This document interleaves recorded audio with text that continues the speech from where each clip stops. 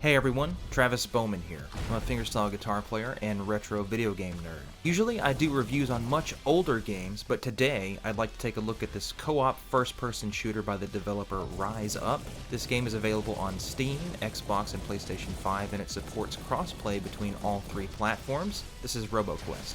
I first started playing this game back in 2020 when it was still in early access, but it's been finished and fully playable since 2023. Technically, this is a first-person shooter slash roguelite.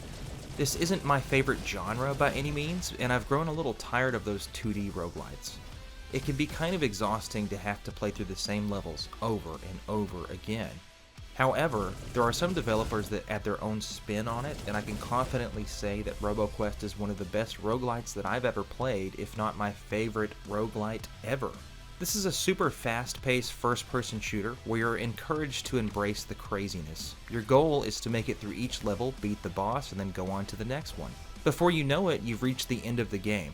By the way, this review should mostly be spoiler-free, and I won't be showing anything on the last level of the game. The levels are mostly linear, with some alternate paths that can be either discovered or unlocked. Once you get deeper into the game, you'll find corrupted levels and rooms.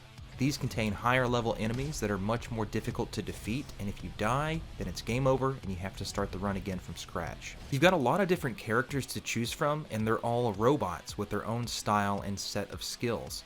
Every character pretty much has some sort of melee slash secondary fire ability as well as a primary ability. For example, the starter robot has a melee attack and a shield, the second robot has a shotgun blast and a rocket launcher, and the third has a javelin that can be thrown and immediately retrieved, and the fourth is the engineer that has drones equipped with weapons. All of this stuff can be upgraded during a run.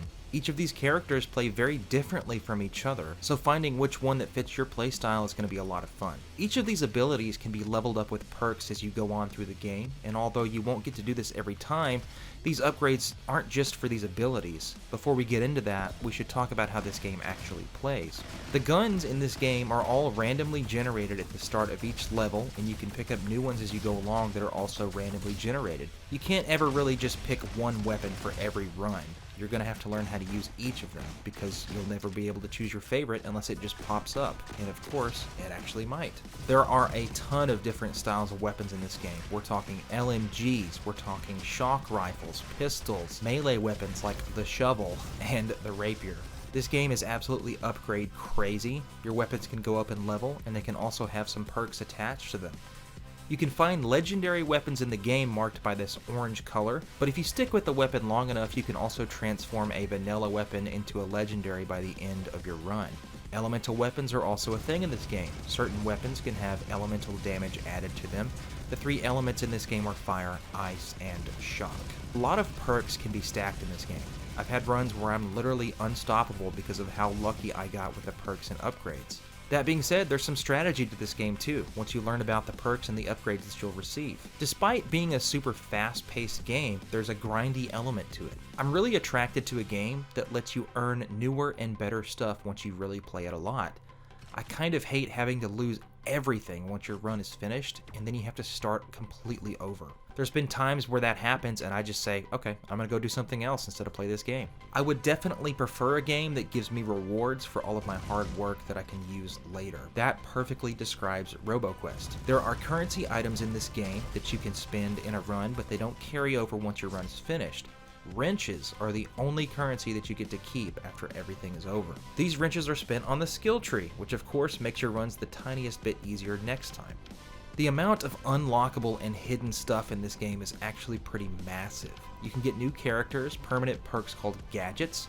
These are usually found somewhere deep in each level, and they're ridiculous items such as the sunglasses that increases all damage dealt by 30%, but your health decreases by 25%. Pogo Stick is a semi-game changing item that lets you do a crouch jump. You can get to much higher places by using this gadget, which in turn will help you to find more secrets in the game. These gadgets are awesome, but they're optional. You don't have to use them once you unlock them. You can turn those off and on in your base camp before you actually start the run. Finding all of these secrets really give the game an old school Doom-like feel, and I honestly really love that about the game. There are plenty of alternate paths, and the levels have the same aesthetics, but these rooms are randomly generated. You never know what you're going to run into, especially if you experience the harder difficulty levels. I would recommend starting out either on easy or discovery mode, because this game gets ridiculously difficult. Discovery mode is there if you just want to explore and focus on getting better gadgets and finding alternate paths while dealing with enemies that are considerably easier. The game uses Unreal Engine 4, and we've got this really nice pseudo cel-shaded graphic style that I honestly can't get enough of. Give me anything cel-shaded graphics and I'm automatically interested. This game was fantastic during the early access period, and I have to say that it's even better now that it's complete. The game supports crossplay, and it's 2-player only. And sorry, there's no local co-op here. Each player has their own health bar, and if one of you dies, you can be resurrected. You can either revive them yourself or wait for the countdown and they'll come back automatically. This isn't free, however. You'll have to sacrifice some of your health to bring them back. My girlfriend Emily and I have been playing this game a lot over the past few months. It's frickin' addictive, man. Every time that we play, we find something new that will make our next run that much more interesting. We talk about this game when we're going to the grocery store together. If you can't help but think about a game when you're not playing it, that's always a great sign that it's a pretty damn good game. The music by Noise Cream is absolutely amazing, and it really fits the vibe of this game. We've got some heavy dubstep style tracks in here, but the synthwave / metal stuff really hits hard once you get yourself into a shoot or die situation. The music is just as intense as the game.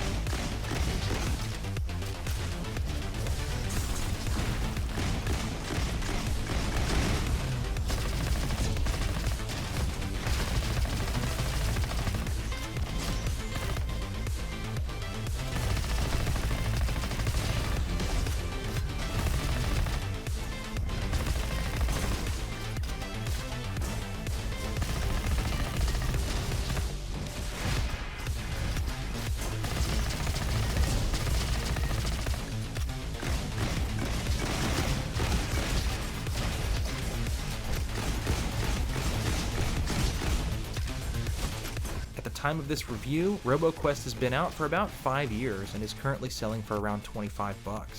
If you're searching for a first-person shooter that's different from the rest, I would highly encourage you to check out this game.